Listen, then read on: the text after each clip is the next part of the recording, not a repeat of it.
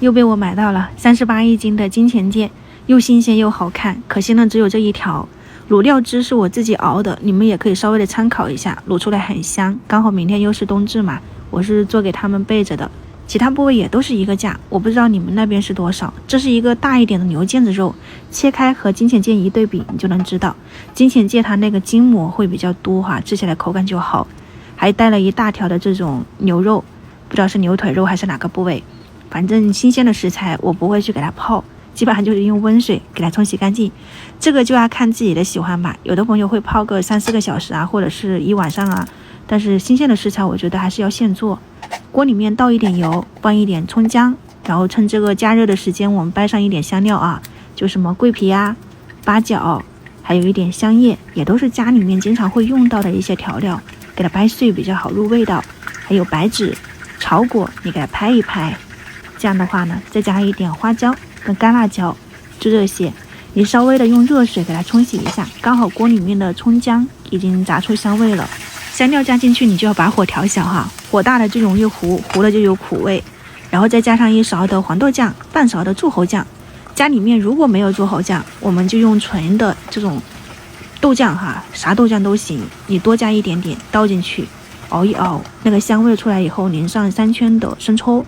，2圈的老抽，加上一点冰糖，就这样子。有的朋友是不太想买卤料包啊，或者是一些卤料汁啥的，觉得会有点不放心，那你就试一下这个方法吧。我去年应该也熬过一次，但是不是自己掰的香料，就是家里面那种卤肉的那种料包，把它拆开一起去熬的，也都大差不差。现在这个状态你是试不了味道的，全是油，然后酱全部在底下，那你就放到这个大锅的水里面。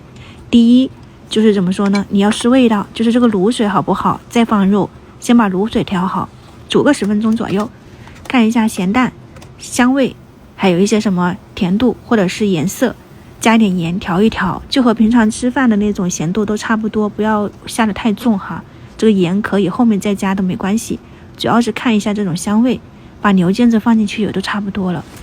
怎么说呢，你要是觉得自己在家里熬这些是没有添加的，那也不一定哈，万事没有绝对的。你像那些生抽啊、黄豆酱是不是后面也都是一大把，只是通过这个步骤我们了解卤油、卤酱、卤汁怎么能够在家里面自己做出来，然后再去根据自己的口味去调节，做出属于自己的味道，也挺好的。这个的话呢是新鲜的牛肉，所以需要多打一打沫子。我为什么不去泡水？新鲜的牛肉它卤出来的原汤会很香，你们可以去试一下，前提是新鲜的食材。我这里是煮到没有沫子了以后，把火调成最小火，盖上盖子，炖了有1个小时，也就是60分钟，用筷子能够轻松穿透也就可以了。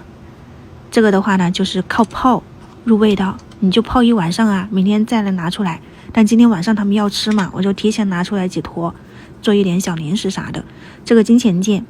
因为它煮的不是特别久，所以你切的时候它是不会散开的，也是很好的，真的很香哎。我感觉自己能够做出非常属于很满意的一个味道，是很有成就感的。这个小零食和你们分享一下，就是很多朋友说我没有烤箱，没有空气炸锅怎么办，我想要吃牛肉干，那你把它撕成小块，放上一点自己卤的那个油啊或者是汤汁放进去哈，用个小火给它煎焦，煎到这样子，越干越好吃。放上一点这种调料啊，因为味道其实还好的。如果是说你的卤牛肉的味道已经很好了，那你就不要放这个蘸料，就放一点辣椒面啊、孜然粉就可以了。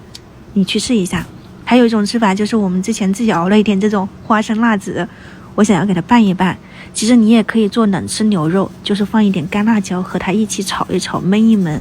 就不用油炸，吃起来负担不大嘛。今天的分享的话呢就到这里了哈，也希望能够给他一些灵感。晚餐有这些牛肉，晚餐不随便搞定吗？其实我煮了一点饭，但是我觉得他们应该是喜欢吃面条的。我们家一姐一顿能吃半包这种面条，还是上一次看那个新疆面粉附带瞄了一眼这种辣条子，我觉得我自己做有点费手，就想着试一下味道，还是挺好的。它是虽然说要煮久一点，但是入口就真的和外面去吃那种拉面的那种2细的口感哈类似，虽然没有现做的那么好，但是家庭里面吃这种素食还是可以的。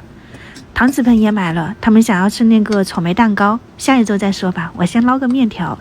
蛋糕我是实在不太想做啊，烘焙我真的是现在感觉没有时间没有精力去碰。今天的晚餐就是1人1盆牛肉面，供大家参考一下。明天就是冬至了，在这里祝大家冬至快乐，阖家欢乐。下周一再见，拜拜。